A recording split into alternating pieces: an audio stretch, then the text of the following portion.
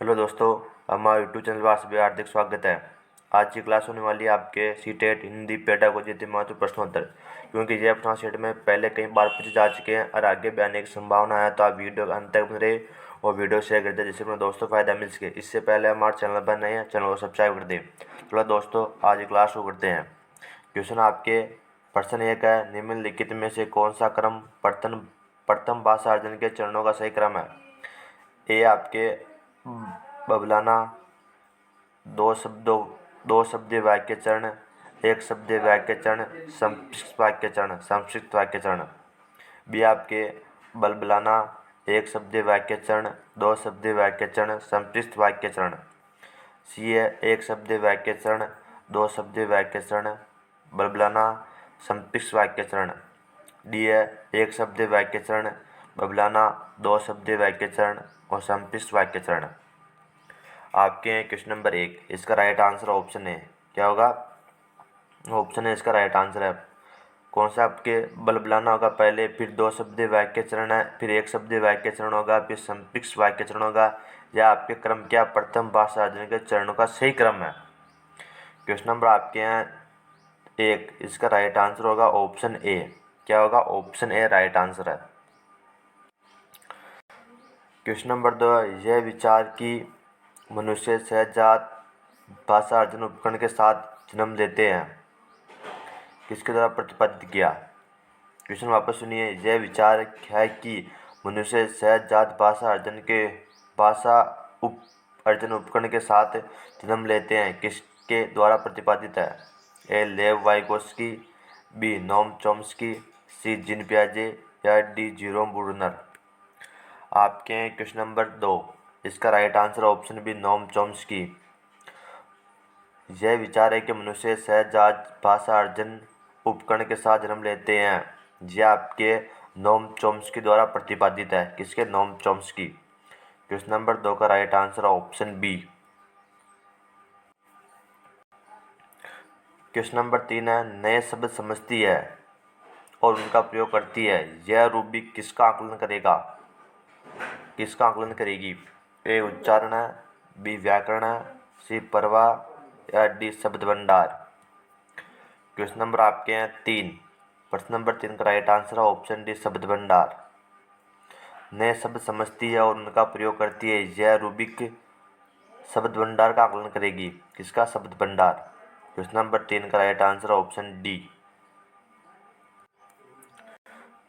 Question number चार है, निम्नलिखित में से कौन सी गतिविधि बच्चों के वाचन कौशल के आकलन हेतु उपयुक्त नहीं की जानी चाहिए। ए है पढ़े गए पाठ से शब्दों के अर्थ बताओ। बी है आप जिन परिधान को बहुत अधिक पसंद करती है उसके बारे में बताओ। सी है अपने आप का चार पाँच वाक्यों में परिचय दो। अपने आप का चार पाँच वाक्यों में परिचय दो। डी है दिखाए जा रहे चित्र का 3 वाक्यों में वर्णन करो। क्वेश्चन नंबर आपके हैं चार, इसका राइट आंसर होगा ऑप्शन ए, पढ़े गए पाठों के से अर्थ बताओ। पढ़े गए पाठ से शब्दों के अर्थ बताओ। क्या होगा? निम्नलिखित में से पढ़े गए पाठ से शब्दों के अर्थ बताओ गतिविधि बच्चों के वाचन कौशल के आकलन हेतु उपयुक्त नहीं की जा सकती, जबकि ये तीनों आपके क्या बच्चों के लिए आकलन के लिए क्या प्रयुक्त की जा सकती है। लेकिन पढ़े गए पाठ से शब्दों के अर्थ बताओ यह गतिविधि बच्चों के वाचन के आकलन के लिए प्रयुक्त नहीं की जा सकती, यानी ऑप्शन ए राइट आंसर होगा इसका। प्रश्न 5 है, वह कौन सा भाषा विकार है जिसमें व्यक्ति उचित तरीके और उचित क्रम से शब्द नहीं रख पाता। यह भाषा बोलने समझने के तरीकों को प्रभावित करता है। ए डिस्फ्रेसिया, सी डिस्फ्रेजिया, सी है डिस्ट्रिया या डी है डिस्कैल्कुलिया। क्वेश्चन नंबर आपके 5, इसका राइट आंसर ऑप्शन बी डिस्प्रेजिया। वह डिस्प्रेजिया भाषा विकार है जिसमें व्यक्ति उचित तरीके और उचित क्रम से शब्द नहीं रख पाता। यह भाषा बोलने और समझने के तरीकों को प्रभावित करता है। क्वेश्चन नंबर 5 का right answer option B. Question number 6, निम्नलिखित में से किस भाषा को अध्यापक की मदद से औपचारिक स्थिति में सिखाया जाता है। ए प्रथम भाषा, बी द्वितीय भाषा, सी गृह भाषा या डी मातृभाषा।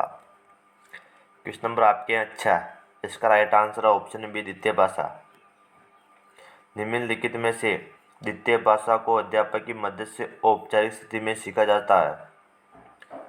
क्वेश्चन नंबर आपके हैं 6, इसका राइट आंसर है ऑप्शन बी। क्वेश्चन नंबर आपके 7 है, रचनावादी उपागम संप्रेषणात्मक उपागम से इस मायने में भिन्न है कि यह मुख्यतः ए अर्थ पर बल देता और अपेक्षा करता है कि नियम प्रक्रिया के दौरान सीखे जाए, बी है नियमों पर बल देता और अपेक्षा करता है कि अर्थ प्रक्रिया के दौरान समझे जाए, सी है नियमों के प्रयोग और ज्ञान पर बल देता है, डी है ड्रिल और आदत निर्माण पर बल देता है। क्वेश्चन नंबर आपके यहाँ 7, ऑप्शन ए अर्थ पर बल देता और अपेक्षा करता है कि नियम प्रक्रिया के दौरान सीखे जाए। रचनावादी उपागम संप्रेषणात्मक उपागम से इस मायने में भिन्न है कि यह मुख्यतः अर्थ पर बल देता है। रचनावादी अर्थ पर बल देता है, अपेक्षा करता है कि नियम प्रक्रिया के दौरान सीखे जाए। क्वेश्चन नंबर आपके 7 का right answer option A. Question number आपके हैं 8, किसके अंतर्गत लोगों को सुझाव देने के बजाय सीधे कहा जाता है कि उन्हें क्या करना चाहिए? ए रचनात्मक उपागम, बी आदेशात्मक उपागम, सी वर्णनात्मक उपागम या डी संरचनात्मक उपागम।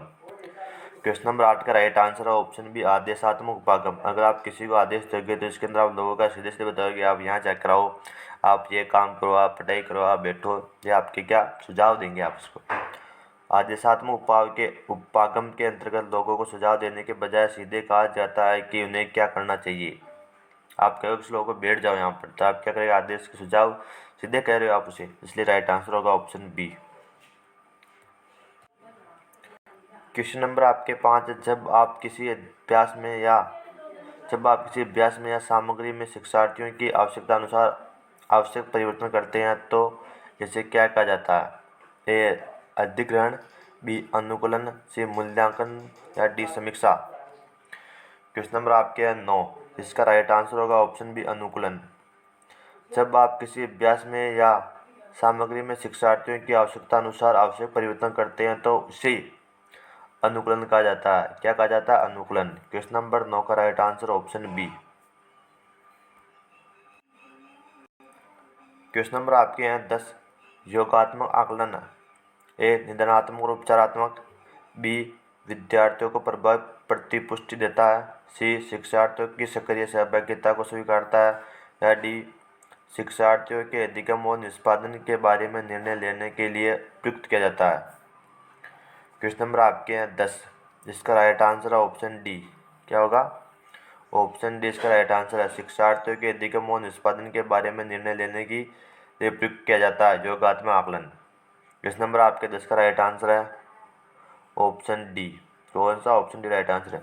वीडियो कैसी लगी है हमें कमेंट करके बताइए। अच्छी लगी है तो आप लाइक करें, वीडियो को शेयर करें और चैनल पर नए चैनल को सब्सक्राइब करना ना भूलें।